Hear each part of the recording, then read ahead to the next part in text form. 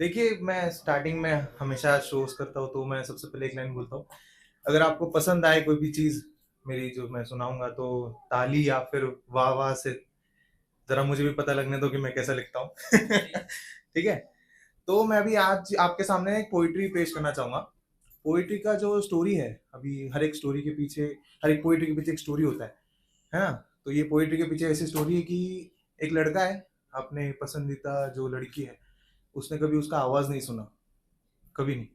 दूर से देखकर मुस्कुराता था वो, पर उसकी आवाज़ कैसी होगी और वो भगवान से कन्वर्सेशन करता है कि उसकी आवाज़ एक बार सुना दे।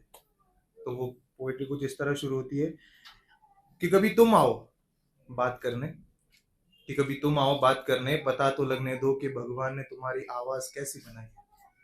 कि कभी तुम आओ बात करने, पता तो लगने दो कि भगवान ने तुम्हारी आवाज़ कैसी बनाई है।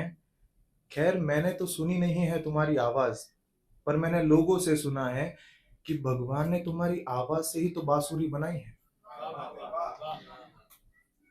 तो मैं क्या ही मानूं खुद को, तो मैं क्या ही मानूं खुद को तुम्हारी आवाज़ सुनने के लायक। तो मैं क्या ही मानूं खुद को तुम्हारी आवाज़ सुनने के लायक, क्योंकि वो आवाज़ तो श्री कृष्ण के होठों को छू कर आई है। तो चलो आज मांग लूं भगवान से उनकी बांसुरी। तो आज चलो मांग लूं भगवान से उनकी बांसुरी में। मांगने पर उन्होंने कहा, अरे पगले, ये बांसुरी तो मैंने सिर्फ तेरे लिए बनाई है। अब मैं कहूंगा उनके सामने कि तो बनाई है मेरे लिए, तो दे क्यों नहीं देते? सही, अगर बनाई है मेरे लिए तो दे क्यों नहीं देते? अगर इस समय में वो मेरे साथ नहीं है तो ये समय फेर क्यों नहीं देते? खैर तुम तो फेर सकते हो, खैर तुम तो फेर सकते हो, फेरना नहीं चाहते कोई बात नहीं। बांसुरी दे नहीं सकते तो उसकी आवाज तो सुना सकते हो। आवाज भी सुनाना नहीं चाहते, कोई बात नहीं। मैं तुम्हें मेरी हर प्यारी चीज दे दूंगा, मैं तुम्हें हर मेरी प्यारी चीज दे दूंगा, उसके बदले तुम उसे मंडप में मेरे साथ बिठा सकते हो। फिर भगवान ने कहा, मैं चाहता हूं। बहुत अच्छा लगा सुन के। भगवान ने कहा, मैं चाहता हूं पर वो नहीं चाहती, मैं चाहता हूं पर वो नहीं चाहती, अब मैं क्या करूं तुम बता सकते हो?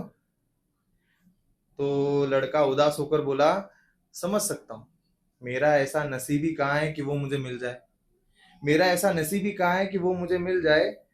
चलो वो नहीं, पर जिस नसीब में वो है ऐसा नसीब तो दे सकते हो। भगवान की तरफ से कोई जवाब नहीं आया, भगवान की तरफ से कोई जवाब नहीं आया। लड़के ने बोला, हाँ उसे पाना मुश्किल है, नामुमकिन नहीं, हाँ उसे पाना मुश्किल है, नामुमकिन नहीं, और ऐसा नसीब बनाना तुम्हारे लिए कोई बड़ी बात नहीं। तो देखो ये सिलसिला आवाज से नसीब पर आ गया, तो देखो ये सिलसिला आवाज से नसीब पर आ गया। बातें करते करते वो लड़का भगवान की गोद में ही सो गया, बातें करते करते वो लड़का भगवान की गोद में ही सो गया। ये दृश्य देखकर, ये दृश्य देखकर भगवान ने उसकी आवाज सपनों में सुनाई, ये दृश्य देखकर भगवान ने उसकी आवाज सपनों में सुनाई।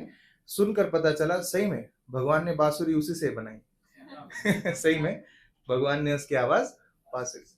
अभी देखो, अब तो तुमने आवाज कैसी थी सुन लिया है ना, अब वो लड़की दिखती कैसी है। अब वो थोड़ा सा शायरी लिखी है मैंने उसके ऊपर कि अपन कहते हैं ना कि कोई कितना ही खूबसूरत हो सकता है ना। अब उसका जवाब मैं इस तरह दूंगा। अब मेरा नसीब ऐसा था कि उसने एक बार पूछ लिया, इमेजिनरी थिंग है, उसने एक बार पूछ लिया कि तुम जिससे प्यार करते हो वो कैसी दिखती है, तुम जिससे प्यार करते हो वो कैसी दिखती है। तो मैंने कहा कि तेरी आंखें इतनी खूबसूरत है, कि तेरी आंखें इतनी खूबसूरत है कि डूबने से पहले ही फना हो जाओ। तुम्हारे बाल इतने मुलायम हैं, बिना तुझे छुए मैं जर्रा जर्रा हो जाऊं। कि तेरी आंखें इतनी खूबसूरत है कि डूबने से पहले ही फना हो जाऊं।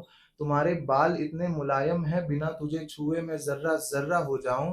तेरे होठ, तेरे होठ ऐसे है जैसे किसी ने हवा पर पंख रख दिया, तेरे होठ ऐसे है जैसे किसी ने हवा पर पंख रख दिया हो, तेरी खूबसूरती के बारे में बोलूं तो ऐसा है जैसे इकरार किए बिना तुझ पे सदा बहार हो जाऊं, इकरार किए बिना तुझ पे सदा बहार हो जाऊं।